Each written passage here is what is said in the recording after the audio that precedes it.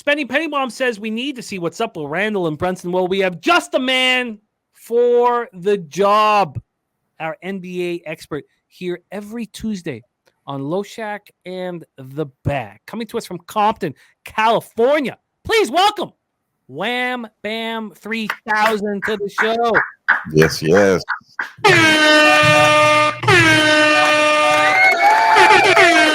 I gotta wait for the sound effects. Sorry, y'all. They're a little slow today.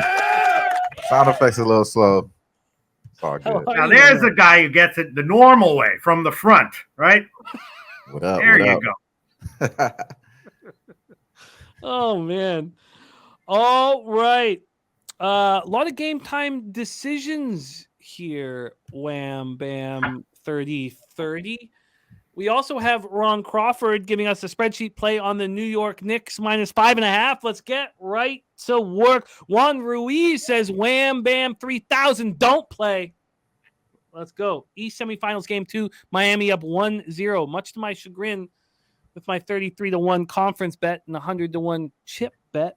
Did not like seeing the Heat dominate the second half like they did. Let's take a look at also everybody talking about Randall being out. Obviously, that's a big deal, but Obi Toppin, no turnovers, 18 points, and 8 boards. I mean, he wasn't the problem. Maybe the offense that's missing with Randall being able to stretch D's in the perimeter, that's legit, but it wasn't Obi's fault. Let's break this down. Madison Square Garden, the Heat were just 17-24 on the road, but man, do they look like juggernauts right now. Knicks just 23-18 at home over the regular season. And man, all the famous people coming out to Madison Square Garden for this one and for the last one. Pace-wise, this series opener was played at 95 possessions a game. The Heat played their regular season at 96.76, and the playoffs so far being quicker, 100.83 possessions a game. The Knicks have played their playoffs at 93 possessions a game. Regular season, they were 97.75 possessions a game. Let's take a look at the line history here and the cash flow. We're going to go to Pistol Pete Loshak first, and then Wham Bam will put the finishing touches or the expertise on it here. Let me just move over to the cash flow and everything. So let's go. Here we go. This opened up, and we've been talking a lot about this spread. This opened up at -5.5 for the Knicks at -105. It lasted there for 3 minutes before it became 6. It lasted just 2 minutes after that before it became 6.5. Then it got juiced and juiced. It got up to -114. Then all of a sudden, Jimmy Butler was on the court. We had Dan Kelly come in thinking that Butler was not going to play and that this line could move to 10. But Butler is on the court for his shoot-around. It quickly moved to 6. And at some books, 5.5. If you want the 6 on the Heat, it's juiced to -109, whereas the Knicks are just -101. Take a look at the total here. This opened up at 207.5. It started getting bet to the under. It dropped to 206.5. We're thinking Butler wouldn't be there. It's sitting at 208 right now at a pick'em.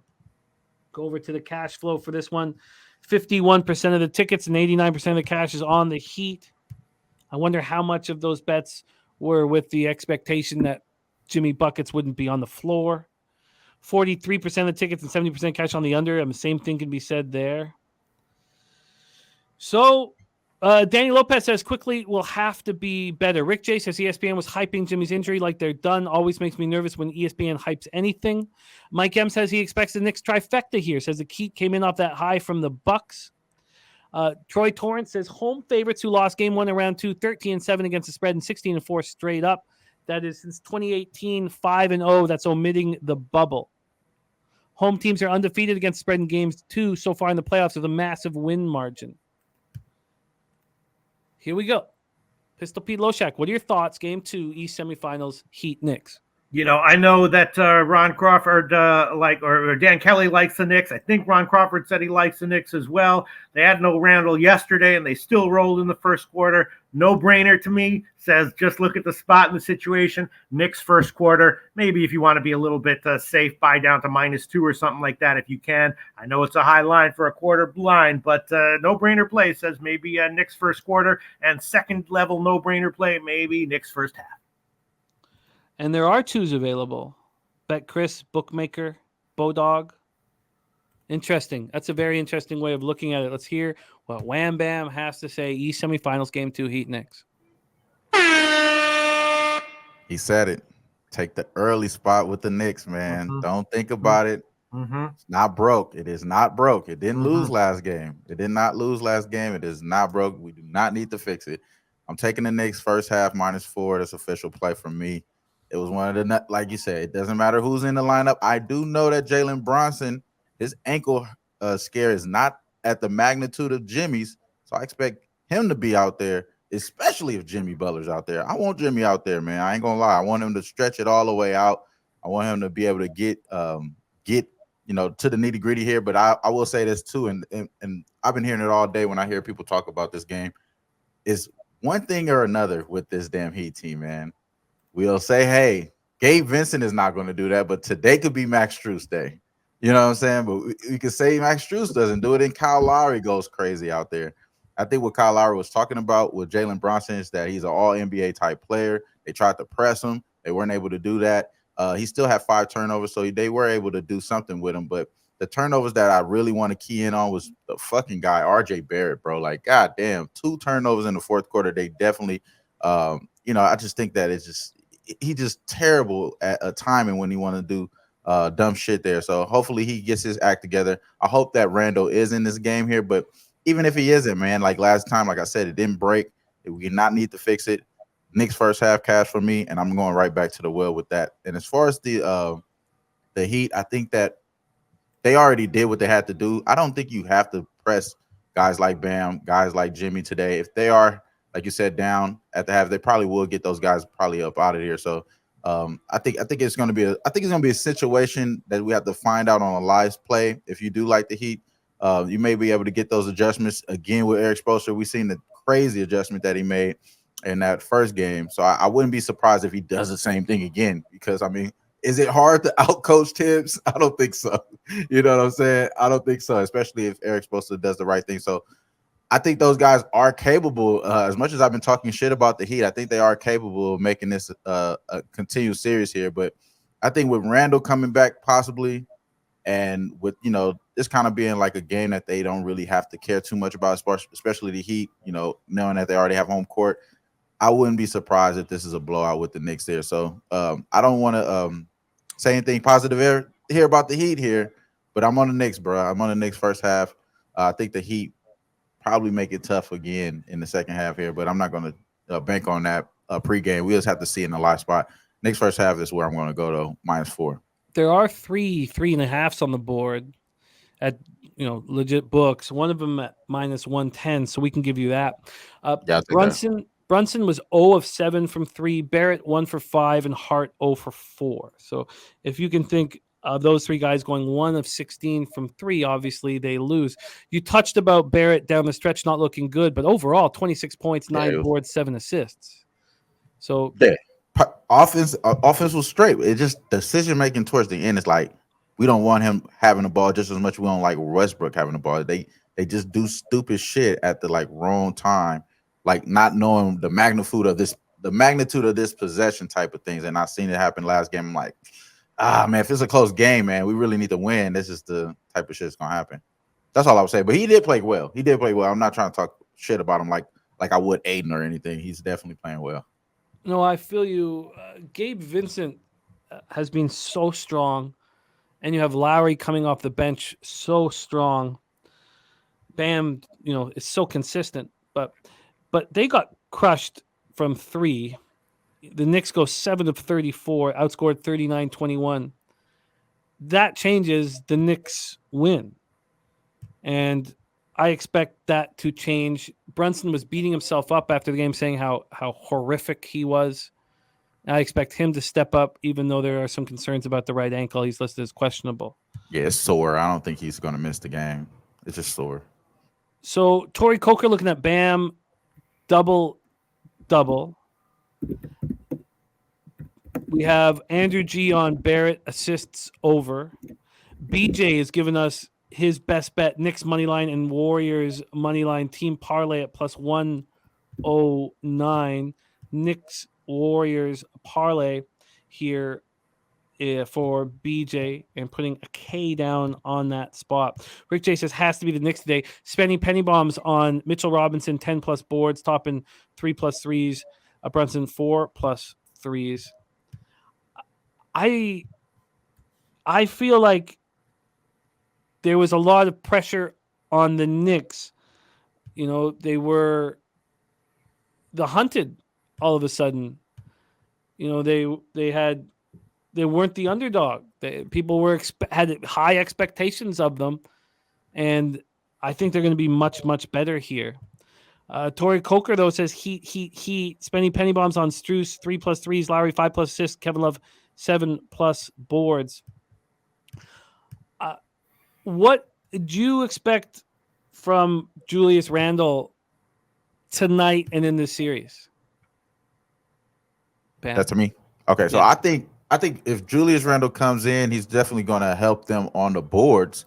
You know what I mean? It's only going to be another guy that's going to allow them box out guys and things of that nature. So having toughness, you know, being up in there, I think he's going to bring that energy. And we know what type of attitude, I mean, what type of shot making he's been doing this season. He's actually been playing really well from three. So I think they do need that three. As much as it was laughable when hearing it coming out your mouth, you know, maybe he stretched before with the D, even though it's kind of like suspect way to say it, like, you know what I mean? But for the most part, I think he is going to knock down shots if he comes in.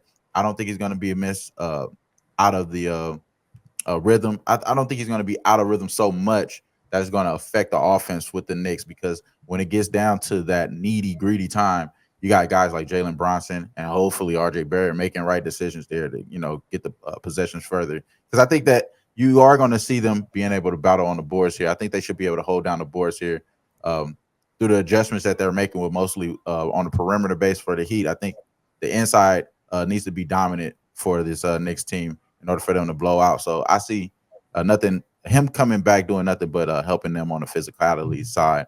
And if he could get that little three dropping, it's only going to be a bonus, bro. What is your confidence? What percentage would you give that Randall's on the floor tonight? That shit tough because, yeah, it's tough because he looked real hurt, you know what I mean, in that last series. So, you know, and the fact that they were able to beat no indication at all that he's going to play tonight. I don't think he's playing either, but if I was to put a percentage on it, bro, I would say probably about 45%. Because I think even though they probably don't need him, this is still one of those things that they need to make a statement today, especially in front of their home fans, give some type of assurance, having them coming back, maybe not being as effective, just again doing the little things around the boards, being physical. I think that's all they really need from them. You know what I mean? And stretching the floor is going to just be a plus, in my opinion. So I say 45%. For everybody watching here, do you think that you're better off? Because I think that Randall, now this is, I mean, look, I don't like guessing. We're guessing here. But I think there's a better chance that Randall does not play. So you gave 45. I would go around 35% chance he plays. So then for everybody watching, myself included, are we better off waiting for Randall to be announced out? See what happened last game. The line moved originally like all hella crazy, then it went right back. Like I had the 2.5 in the first half, it went right back to 2.5. You know what I mean? As far as the first half, so it wasn't that much of a movement. I think people love this Knicks team, and we're gonna see action on them. Interesting that the line is moving a little bit, though. You know what I mean? As far as where it's moving now, so. But I think that's just because you're gonna see Jimmy Butler probably give it a go. All right. Well, I think that my plan will be to wait on this spot. I really would like to. I want to jump all over the Knicks, but I just wonder, am I going to get a better number if I'm patient here? And I think that is the case. Troy says, I actually think no Randall, no Butler, but Brunson is in. So Yeah, Brunson's just sore, bro. He coming. It's playoffs, bro. I wonder if so what would your advice be? To wait or to bet now? I don't think it means anything if you're waiting or not. But it's always good to wait, I guess, in the NBA. So if I was to tell anyone that's if with their own money, if you don't feel comfortable betting now, definitely just wait. You know what I'm saying? Because that way you just get more clarity. You're not going to miss that much of the line movement at all. Because if Randall is in, I don't think it's going to affect it that much. It's just as much as if he's out. And if Jimmy Butler's in, you're probably going to get a better number with the Knicks. So being able to wait is all good. But I locked it in at 4. I ain't mad at the 3.5 with that first half at all either. I don't think it's going to change too much. I expect these guys to wire. Shout out to Razor, everyone else that said they like the first quarter, first half with the Knicks here. I agree with all that, man. Yeah, Jim, you can put Knicks first quarter -2, -118 for me. That's at Pinnacle. -2, -118 Knicks first quarter. And also, could you add in one more for baseball, Jim? Cleveland Yankees, no run in the first inning, -126. Could you add that one on? Cleveland Yankees, no run. I'm a little surprised that is not more expensive. What? The no run, the Nerfy and the. I know. Add that one on there, Jim. Thanks very much. And okay. Knicks first quarter, -2, -118. Man, ooh, a lot of plays this show. Nerfy is the -127 there? Yeah, I like that look a lot. -126. Cleveland Yankees. No run first inning. Can find you that first quarter at -1. So we believe in Tanner, Loshak, right? We believe in Tanner. I believe in Garrett Cole for sure, but we believe in Tanner. Long term, yes. In this spot, enough to take that. Got you. Yeah. I love it. I like that look. We can get you -110 or obviously we'll take -108, but we can get that juice wiped right off of that. First quarter -108, -2, -108. What book is that? Well, it's -110 at a bunch of books. All right, I'll take that. No, but it's at Bookmaker. It's at I've got -110 at Bookmaker, but he's on the site right now. So let's just grab that. All right. First quarter -2, -110. Woo. No, but if he's on the site and sees -108, then let's just do that. My site might not be updating. All right. Well, I would like to not be, cute here. And Billy Friedrichs just betted at -108. I would like to drop the Knicks trifecta. Mm-hmm. And not be cute, not pick my spots, but take them first quarter, first half, full game. Yeah. I just wonder. I expect Randall to be announced out, and I expect Butler to be in. I don't think Butler needs 6 days off either. He's a warrior out there. So, but if I take the trifecta, I just don't want to move on it now when I could get a 1.5. A 1.5, 3.5, 5, or a 1.5, 3, 5. Mike M, did you bet it now or are you waiting? I'd like to know. Okay, please tell me. I'd love to hear from all of you guys whether you are waiting or betting it now. Okay, let's move on to game 2 here. Our final game on today's show. West semifinals, game 1. The matchup we all wanted. Every one of us, except Dennis Garcia, wanted this matchup. LA Lakers, 43-39, 20-21 on the road. The Golden State Warriors, 44-38, 33-8 at home. We're at Chase Center in San Francisco, California. The Warriors were the fastest team pace-wise in the regular season, 102.54 possessions a game. In the playoffs, they played a pace 103.93. Lakers played very fast in the regular season, 101.92. Slightly slower in the playoffs thus far, 100.18 possessions a game. Let's take a look at the line history here for the game we all want to watch. Lakers Warriors. As you guys know, I have the Lakers, all you guys have the Lakers. I have the Warriors to win the West and to win the chip. So I got 333 and plus 900. By the way, you guys know I took the Dallas Stars at plus 900 to win the Cup immediately, plus 600 once Seattle took out Colorado. So I like that. But here we go. Lakers open up at plus 4.5. They're now at plus 5. Slightly juiced at the 5. Very slightly. Total-wise, it's opened up at 228. It's now at 226.5. Jay says this is a 3-unit play for him. Golden State minus 155. Grabbed it right away on Score Bet. All right. God damn, Razor. God damn. let's let's go. Let's take a look. Let's take a look at the cash flow here for this one. Move over to all markets. Here we go. So 19%. Oh, sorry, look at the wrong one there. 31% of the tickets. That's the money line. Sorry, guys. 39% of the tickets are on the Lakers and 52% of the cash. So slightly bigger bets coming in on the Lakers. 59% of the tickets and 91% of the cash on the under. So, look, we haven't seen these teams go head to head since 91, but in the postseason, but we've watched LeBron and Steph go head to head, and it's going to be a lot of fun.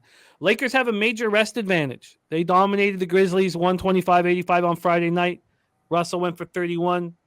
AD, LeBron combined for 38 and 19. They had 3 days off since clinching the win. The Warriors 120-100 road win was on Sunday. No rest for the Wicked. Curry set an NBA record for Game 7 with 50 points. Kevon Looney is looking better and better and better every game. Now, I mean, when are we going to start talking about elite? I can't believe I'm saying that in Kevon Looney, but 15.1 rebounds a game. Everything he's doing is within the flow of the game. He's been very impressive here, and he'll be on AD. I'm very curious, Wham, about that matchup. If you could touch on that matchup. Pistol Pete Loshak, your thoughts, Lakers Warriors. Dude, I have no friggin' clue. Although something tells me maybe just a lot of times we have these huge matchups. The road team comes in and is kind of like it takes the first fire or whatever, however you want to pronounce it. So I was thinking maybe Lakers first quarter plus 1.5. That's what I was thinking. And Mike M says they said Steph was so upset after Game 6 he was texting Raymond at 4 a.m. Then gave the all-time pregame speech and went off for 50. Yeah. Says Lakers in trouble tonight. And BJ says, don't bet the Lakers today. I'm telling you in capital letters. Wham bam! Take it away, Lakers, Warriors. Now, I want to be clarified. Pete, you say you like the first quarter. Is it just total? The first quarter, just because it's like, oh, the Golden State's going to roll, and they probably do. But then sometimes you see one of these like 28, 30 first quarters, and you're like, oh, all right, So you like the Lakers first quarter? First quarter, yeah. I like that too. I'm on Lakers first quarter plus 115 money line. Let's talk about it, Pete. We ain't talked before this game, man. I love when we align here. Mm-hmm. On the Lakers, again, first quarter plus 115 money line. Yeah, man, it is a tough ass game, bro. Of course, this is the matchup we all wanted. We all wanted this matchup, bro. And then, what matter of fact, give me 1 second, bro. My son just cut his phone on. Let me cut this shit down. Is it? Can you hear it in the background? Okay, no. Perfect. I'm overreacting here, but I think someone is hitting the line, and they in my brain here, and I want to make sure I get the comment right because I heard the was it? Oh, Billy Friedrich. He said it. Trot Wham. Clank Thompson was clanking him in Game 7. Now that was after that legendary speech. How legendary was this speech, y'all? It only worked for Looney. You know what I'm saying? It only worked for Looney, apparently, because he got 21 boards. You know what I'm saying? He was out there on the offensive glass, 10 offensive rebounds. He was really working. He thought this was Game 7, but Clank didn't. You know what I'm saying? 4 for 19, 2 for 10 from 3. He kept shooting them. Jordan Poole knew what he was doing, and they knew what Jordan Poole was going to do. They pulled his ass right up out of there. Only 19 minutes, bro. He wasn't out there that long because your boy, the GOAT, went crazy, 20 for 38. They needed every point that they got from him. Obviously, they won by 20, but his normal 35 wouldn't have been done. It wouldn't have done it. He needed that 50, bro. They needed that 50. I think that he's going to be, not saying he's tired, but he ain't going to be able to give you that production in this series. I don't think he's going to be able to give you that. He will give you a 45-plus game. I will say that. I think he's going to give you that, but having the whole load all on him, I think that is so problematic, man, especially when you look on the other side of the ball. You will usually see that for LeBron James. Well, the tables have turned, light-skinned man. The tables have turned. Now you got to do everything, and I'll get to chill here and watch Rui bust y'all ass. Get to see AD go crazy on Looney because he always go crazy on Looney. And then, come on, man, Draymond Green, we know he big clutch. He over there, the secret spy. He going to make sure he does everything in his power to make sure they lose this series because he ain't going to be a Warrior no more. So it's over with, man. It's over with. Give me the Lakers on the first quarter. I'm also taking the Lakers to win the series at plus 125. We have to get that out as official play as well. Wow. We have to give it out as well. It's not going to cash after the first game, y'all. So you just got to let that one out. Don't get me wrong. I love the Lakers in the full game spot. The fact that the Warriors at the house, and we already talked about the last game, they got Scott Foster already over there. You know what I'm saying? So, they're going to make sure the Knicks come out 1-1 with that one. But in this game, I don't know. This may be a fill-out game. You may have some guys be able to hold it down. I don't think Dante DiVincenzo is going to be effective in this series. I think Gary Payton Jr. will have to have a big role in this series because his defensive prowess at the perimeter, I think they need him out there for sure. I'm interested in seeing how Moses Moody and Kuminga play because Kuminga is definitely going to be – they're going to let Kuminga shoot. They're going to let Kuminga shoot. So he's going to be at the perimeter chunking up threes. They might pull his ass up out of there after a few threes. So I really love this game. I'm really excited about this game. To each his own. Do what you want to do in this game. I did call off from work. I was supposed to be scheduled to work tonight. I'm not going into work tonight. We about to have 1942 drink. We about to have champagne popping. It's going to fuck down. This is going to be a great ass game. Shout out to everybody who's going to enjoy it. We going fucking crazy. I just think that LeBron doesn't have to do as much, man. Austin Reeves is going to have a great series. You still got to look at D'Lo in a revenge factor, possibly having some type of, some type of animosity towards this Warriors team. I think he has only but greatness towards them, but I think he still has to show that he's, worthy of a contract still. He still got to ball out. And we seen how it was when Kyrie showed up. He wanted to have his all-time great game. He had a playoff career high when Kyrie's on the front line. I think he's going to have that same similar motivation going up against his old team too. So I'm looking to see how he plays. I don't have to worry about Vanderbilt. I think he's going to be solely on Steph in this game. So I think they're going to try to make it hard. Vanderbilt is not going to be able to stop Steph. Let's not make that a case. But the fact, again, they're coming off of game 7. He had to do everything. I don't think his supporting cast is as strong as the Lakers. Give me the Lakers, man. I think the Lakers come out hot, plus 115 in the first quarter, and to win the series. We're going to take the plus 125. And I like the full game. I like the full game too, bro, but I'm going to have to patiently wait. We will be live on shows this today because, again, man, we tapped in. We drinking big tonight, bro. We're going up. Wow. Jim, you can write down for me also Lakers first quarter plus 1.5 minus 106. That's the current line at Pinnacle. And some interesting comments here. Nutflush Allen, who does know this shit. Lakers getting rolled. He says all the antics on the sidelines are ridiculous. Are they shooting dope into their arms after every shot? I mean, depends on what kind of dope, like heroin. No, that would not do that. Meth, yes. It depends on what kind of dope. I believe dope can mean either meth or heroin, but I'm not sure. But point is, Nutflush Allen thinks Lakers are getting rolled. Tell me you just didn't say that. Makes a point that Lakers going from playing Grizzlies shit offense to Warriors offense going to be a huge shock to the system. But, I mean, they've played all these teams over and over again. I don't know if it's going to be a shock to the system. Man, this is tough. Wham, did you tweet out your action, or can I give you best lines available? You can give me best lines available. I haven't tweeted it out yet. First quarter is plus 131 at Pinnacle. It's plus 133 at 5 Dimes. The Lakers series is plus 130 at Bet365. I'm not sure if we can find better than that, but it's a little better. I love that. Appreciate you, bro. So let's get you those. And Loshak Lakers first quarter plus 1.5 minus 103. Minus 106, yeah. Jay's final take says found a bookmaker. Okay, great. Jay's final take says people forgetting that the Warriors played bad. It was Steph that carried them. Expect a bounce back from the whole squad. Wow. So maybe Steph first quarter under points. Maybe that. I think we're going to see a Jordan Puddle and a Clank Thompson today. Round 2, game 1, home favorites between -2 and -5.5 are 5-16 against the spread and 9-12 straight up. That's from our Troy Torrance right there. I do not need to get involved here. I got the Warriors to move on, to win the West, and it's far too early. I'm very concerned about the winner of the other series in the West. Very, very concerned. So I'm going to not hedge or anything with the Lakers. So I'm going to sit back and watch this one. Lakers first quarter money line for Wham Bam Lakers series. So 133 and 130 respectively. And Loshak on the Lakers first quarter plus 1.5 and minus 103. What about Steph Curry first quarter total points under 7.5? Is that just too sick of a thing to think about? What do you think, Wham?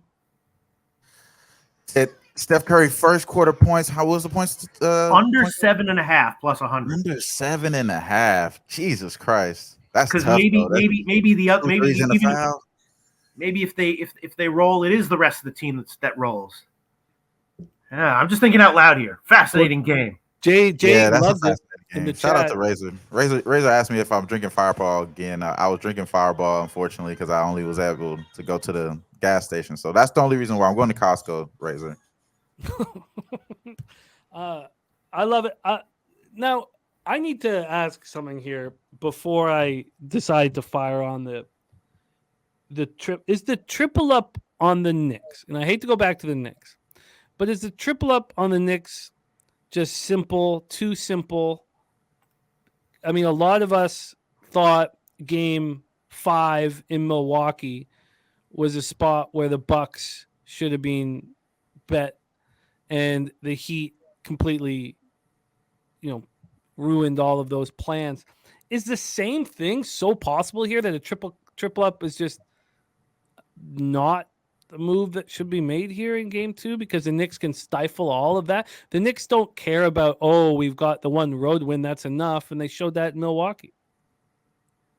I think that difference between those two series is that the defense was totally different for the Knicks. I mean, the Knicks is definitely way better defensively. They were allowing them to shoot 75% from Duncan Robinson, 40% from 3 the whole series or something like that. They only shot 33%. Obviously, they still won, but the other them shoot 20% was the problem there. So I think I like the Knicks, man. I feel like if you wait, just chill out. You know what I mean? Because you may not have a big CLV advantage or anything like that if you bet it now or later. I think it's going to be similar.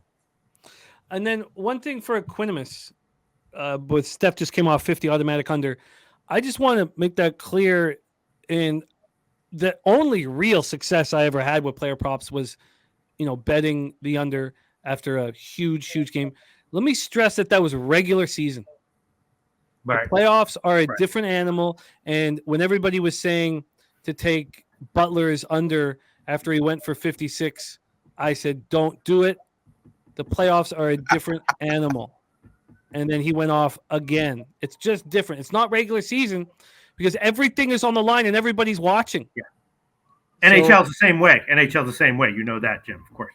Yeah. So I just, that's not saying don't bet at Equanimus, but just so we're on the same page, I think that I throw that shit out the window in the playoffs personally. I throw it out the window. This was a lot of fun. Yes. These two series are so much fun. I can't wait to talk about this one and, everything going on tomorrow night as well. I mean, it's just the playoffs are set up perfectly for us to enjoy it and to bet it. So there we go. Jay says Jimmy's not Steph, two different players. Look, I'm just saying that if you use that process in the regular season, you will succeed heavily. If you use it in the playoffs, you're playing with fire. That's all. That's all I'm saying. I love it. Wham Bam, thank you for taking the time to rock with us. It means a ton. What's coming up for you this week? Pub Sports Radio, who banging? What's going on? Yeah, man. We'll be right back under any circumstances. Don't ever miss this show, man. Under any circumstances, Dylan Brooks ain't gonna be back at the Memphis Grizzlies either. That's funny. But yeah, man, I'll be back here on Tuesday. Then also we'll be doing the pub show, similar NBA show with Ski on Friday, and then we'll be back on Who Banging Sports Wednesday and Sunday, man. Y'all know what it is, bro. We'll be back. Well, thank you for taking the time to run with us. Wham Bam 30-30 in the house.